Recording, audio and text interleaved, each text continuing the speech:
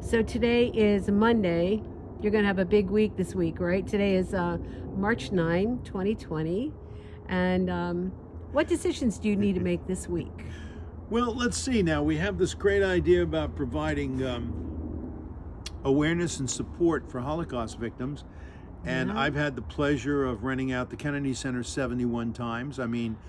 36 times the main concert hall and 35 times the Terrace Theater. I've rented out Strathmore Hall more than 15 times. That's a lot. It is a lot. Oh. And we're putting on this fantastic event, which involves having the symphony play live in front of 5-minute excerpts from Schindler's List, Exodus, Ben-Hur, 10 Commandments, Fiddler in the Roof.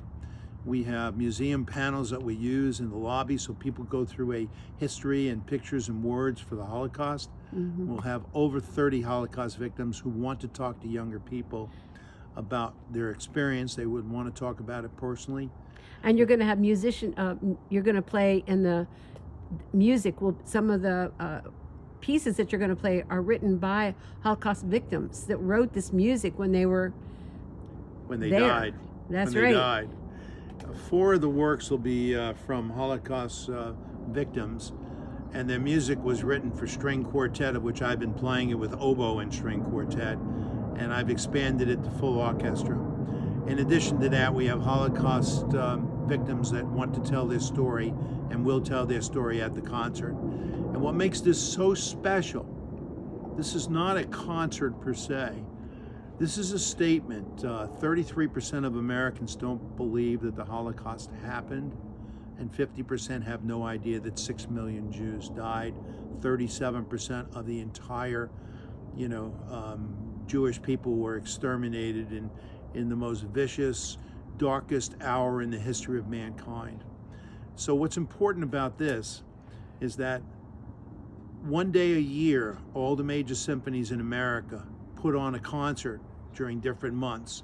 And whenever this concert is performed, it's very likely to be the subject of TV, magazine, and newspaper articles, and we'll wind up on the first page of the style section in Washington and New York and Chicago and so on, which means that almost every American will know about what's happening. So the Philharmonic might do it in September, the Chicago Symphony might do it in December, the Seattle Symphony, of which the conductor is a very dear friend of mine, Gerard Schwartz. The new Boston Pops assistant conductor, Julius Williams, I played first oboe under him for 10 years with the Washington Symphony. I know these people quite well. The gambling people out of Atlanta are on the board of directors of the Atlanta Symphony. So you know what, David, last week I was in Nebraska and I went to the Capitol building in Lincoln. Mm-hmm. And Bonnie and I went to sit in on the delegates, and they were talking about major bills that they were introducing. And one of the bills was to add to the school curriculum information about the Holocaust, because they found out that people don't realize how important it was and how many people were really killed. They haven't even heard of it. And so somebody stood up and spoke about the Holocaust and adding it to the curriculum. And he said, okay, if we're going to add the Holocaust, then I want to add slavery and I want to add the things that happened here in America. And I thought, this is amazing. I've been talking to David about these concerts and recognizing the awareness of the Holocaust and remembering it, because it's not remembered as much as it should be. Right. And here I am in Nebraska, Lincoln, Nebraska, in this building, sitting here in a chair, listening to them talking about adding this curriculum to the education system in Nebraska. And this was around March 3 of 2020. Is that It's a really coincidence? remarkable. And Is that amazing? Yeah, I think it's remarkable. I know. And I want to say that there's nothing wrong, and certainly it's important for everybody to know about the issues with regard to slavery Yes. and all the All of it, horrible of things that course. happened. But the Holocaust remains the single largest injustice to people in the history of the world.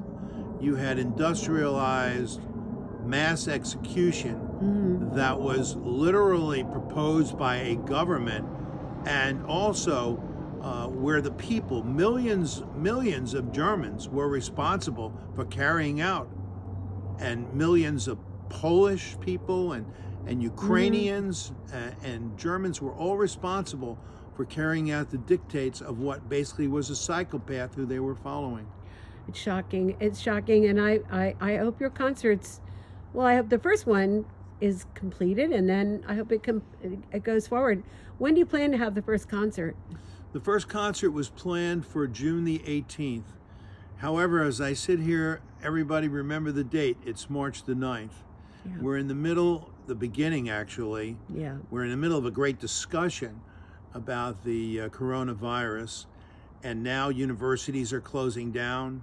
Many people who are putting on large events are not putting them on, they're delaying them. And so I believe that our first concert will happen in September of this year. I think so, and that's fine. That it should be delayed so that we can get through this here. And so back to this week. So tell me how many decisions you need to make this week. How many? Give me the number. Well, I have to make probably about 3 or 4 major decisions, and I can assure you more than dozens of littler decisions. And I want to thank you so much.